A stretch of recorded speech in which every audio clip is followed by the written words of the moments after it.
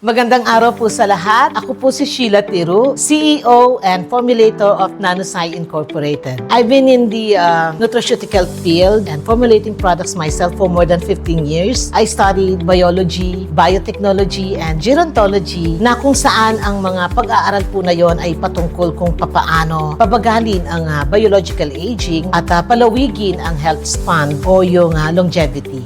Naging passion ko po ang pagpo-formulate ng mga food supplements because of my personal understanding na nag-aral sa ilalim ng biomedicine. Alam naman po nating lahat na kapag ang isang tao ay mayroong sintomas or sakit, both the patient and the physician are reacting to the symptoms. Kagaya po halimbawa ng mga damage sa mga organs, mga injuries, o yung mga common health conditions like hypertension, diabetes, kidney issues, and etc.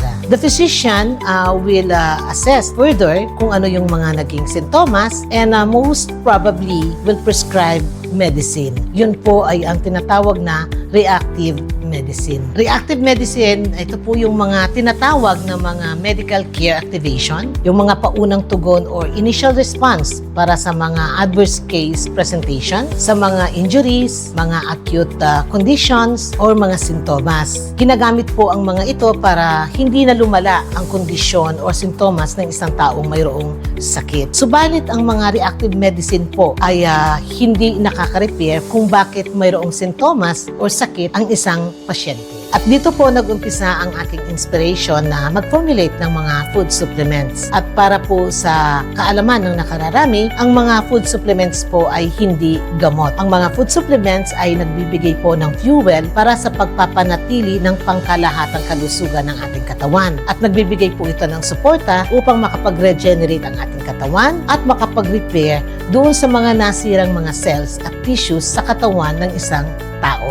Ang pagpo-formulate po ng mga food supplements ay nangangailangan ng malalim na pangunawa patungkol sa kanilang mga mechanism of actions. Ganoon din yung mga pagsusuri sa kaligtasan ng mga ingredients at pagtatasa o yung kanilang mga possible toxicity. At kasama po dyan yung maaaring makaapekto o yung mga adverse effect para naman po sa mga taong kasalukuyang umiinom ng mga gamot. Ang initial activity po ng pagpo-formulate ng mga food supplement ay nandyan palagi ang safety, na kung saan ang mga ingredients, mga pinaghalo-halong ingredients o yung mga compounded ingredients ay dapat po tama at akma para sa pagkain ng tao. They must be safe and fit for human consumption. Magandang araw po sa lahat. I am Sheila Tiru, CEO and formulator of Nanosci Incorporated.